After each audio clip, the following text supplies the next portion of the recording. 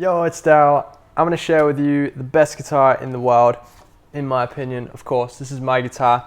I get a lot of questions about what model this is, what pickups I use, what the bridge is. So I'm basically going to take you for a tour of my guitar. So let's just rewind to about 6 years ago when I actually bought this off the shelf.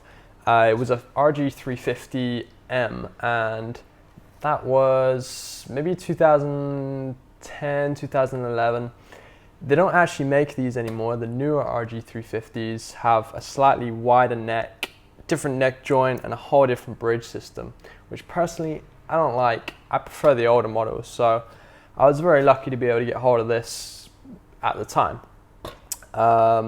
So from there, the first thing that I ever did to upgrade this was get it set up by my good friend Ian Randall, and that completely transformed the feel of this guitar.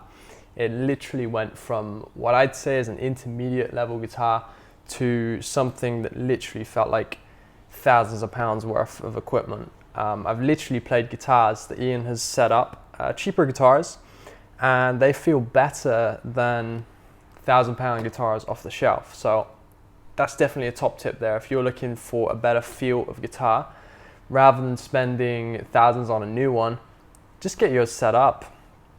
So next up from there, pickups. Let's talk about pickups. So what I got in here is a tone zone, a cruiser bridge in the middle position, and originally I had an Air Norton in the neck, which was amazing, but I always found myself coil tapping that pickup to give myself a more single coil sort of sound. And then I discovered the cruiser neck would be a good alternative and kind of matched my playing style a bit more. So that's what I've got in there now. As well as that, I installed a treble bleed mod, which is amazing. That basically what that does, when I back off the volume, it keeps the treble. Without the treble bleed, when you back off the volume, your tone becomes very muddy and it just loses the treble. So I really like that treble in there. As you can see, I don't actually have a tone knob. I like to think the volume knob is a tone knob, essentially. I scrap the tone, put the volume where the tone is, and as I roll off that volume, it basically reduces the amount of gain and bite, and I like that. Beyond there, I have a original Floyd Rose bridge here. I installed that along with a tremolo note in the back, which is awesome for me. I use it for, say, drop D tunings or drop C, that kind of thing. And then I also have locking tuners up here. I can't remember the brand of locking tuners, so I'll stick them down here. But they're awesome, and with the combination of the locking bridge and locking tuners, I don't need locking nuts, so I just scrap those, chuck those in the bin. One more thing I forgot to mention earlier, as well as the setup, I actually stripped the neck.